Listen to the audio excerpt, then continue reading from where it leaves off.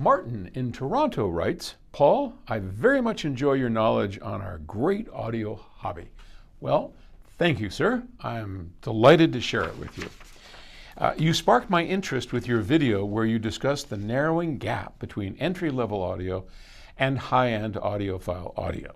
You mentioned you had thoughts on how this will affect our audiophile hobby in the future.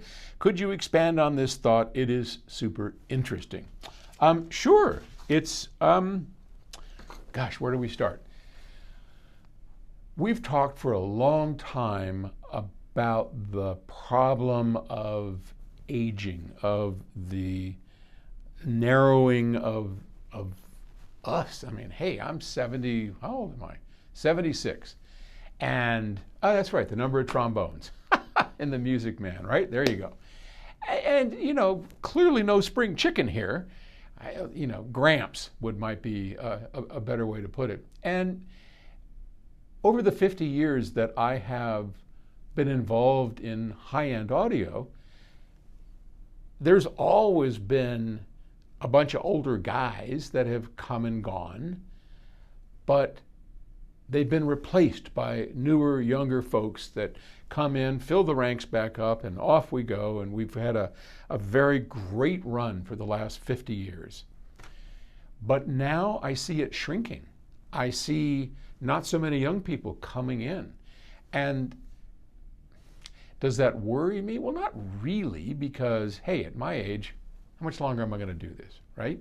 I mean, either the Grim Reaper gets rid of me or I get tired of it, you know, whatever. I mean, at some point, I am going to stop doing this because I got other endeavors, my writing, all kinds of stuff. I like this video stuff. So, yeah, I'll probably morph from CEO of PS Audio to something else, maybe an advisor, I don't know. I haven't really given it a whole lot of thought. But at some point, obviously, at my tottering age, I won't be around for all that much time. So what can we do about it? Well, I think part of the issue is how much good stuff there is out there to enjoy music today. The gap between what a lot of people consider good and high-end audio is still huge. But before the advent of smart speakers, of you know, some pretty cool stuff that has come along, was this big, and now it's this big.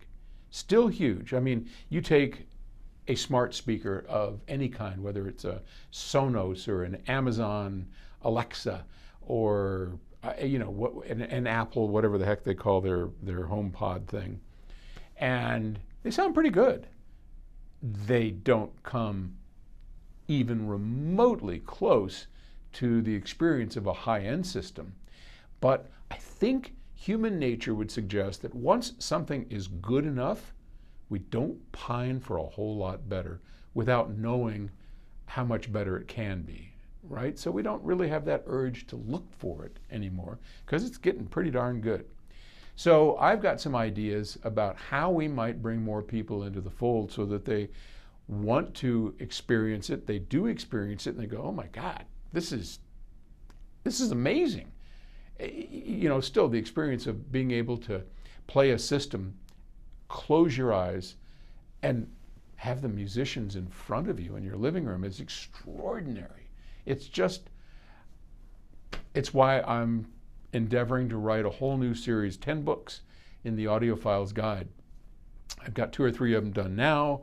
I'm working hard on them. I want to really leave a legacy of knowledge and experience behind that we can all benefit from. And that's why I'm investing a lot of my time. I get up, start work at about 5 in the morning, and I work till about 9 in the morning, about 4 or 5 hours a day that I put into this book series before I start my full-time job and show up at PS Audio. And I do that 7 days a week. That's how that gets done.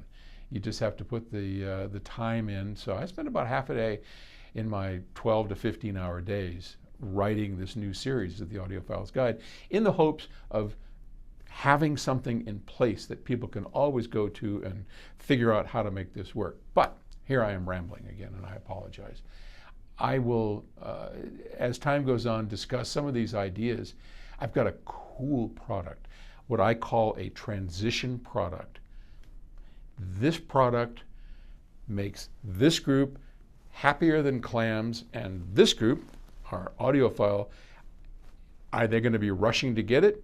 Maybe, but I mean, it's a halfway product. It's something to bring this group along and this group to find acceptance in it. And as Chris Brunhaver and I develop it over time, my blue ocean product, I'll tell you more about it, but it's coming. Okay, thanks.